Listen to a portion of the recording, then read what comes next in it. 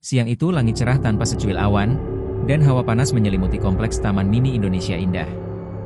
Di antara keramaian pengunjung, aku memutuskan mengunjungi kelenteng Kongmiao, kelenteng Konfusianisme yang megah dengan arsitektur khas Tiongkok. Walau terkenal sebagai tempat ibadah dan budaya, kelenteng ini juga dikenal menyimpan sisi mistis yang hanya dibicarakan secara berbisik oleh para penjaga taman. Langkah kakiku menyusuri batu-batu berpola di pelataran kelenteng yang sunyi, jauh dari suara anak-anak atau pemandu wisata. Aroma dupa samar menyeruak dari altar utama meskipun tidak ada satupun lilin menyala siang itu.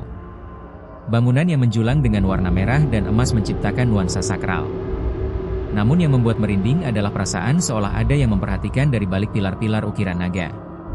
Saat aku berdiri di depan patung Konfusius, mataku tertumbuk pada sosok perempuan mengenakan kebaya putih berdiri diam di ujung lorong samping kelenteng. Rambutnya tergerai menutupi sebagian wajah, dan ia tampak menunduk. Kukira itu pengunjung lain. Tapi saat aku melirik ke arah lain hanya sedetik, sosok itu hilang begitu saja. Aku mencoba tetap tenang. Berpikir mungkin aku hanya salah lihat. Tapi ketika berjalan melewati lorong tempat perempuan itu berdiri, hawa dingin menyergap seolah aku berjalan melewati kabut tak kasat mata. Tidak ada angin, tidak ada suara, hanya ketenangan yang membuat jantung berdegup lebih cepat dari biasanya.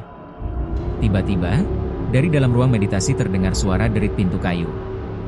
Padahal ruangan itu seharusnya tertutup dan hanya dibuka saat upacara.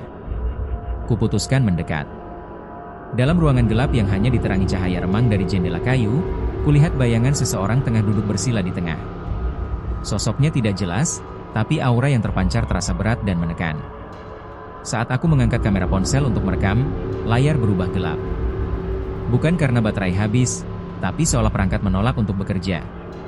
Layar hanya memunculkan gambar hitam pekat dan suara bisikan dalam bahasa yang tidak kupahami, walau mulutku sama sekali tidak bergerak.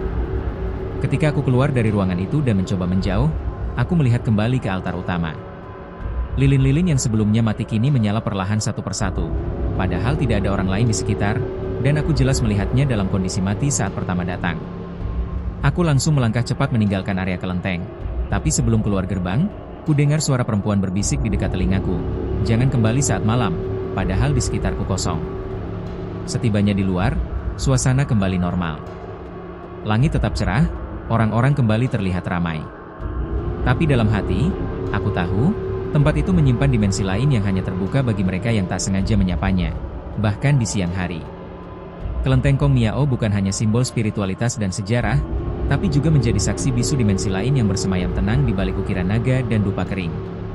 Cerita ini bukan untuk menakut-nakuti, melainkan menjadi pengingat bahwa setiap tempat suci menyimpan energi yang patut dihormati. Jika suatu hari kamu berkunjung ke sana, datanglah dengan hati yang bersih dan pikiran yang tenang.